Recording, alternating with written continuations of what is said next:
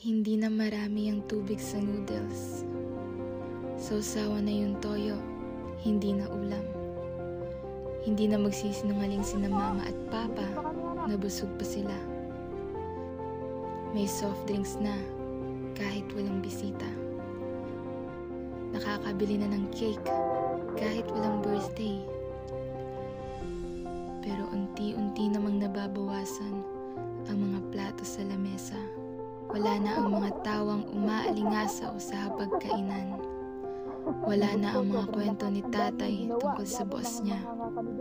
Wala na ang mga chismis ni nanay tungkol sa kapitbahay na nakipag-away. Wala na ang ingay dahil napupuno na ng katahimikan. Ganito ba talaga ang realidad?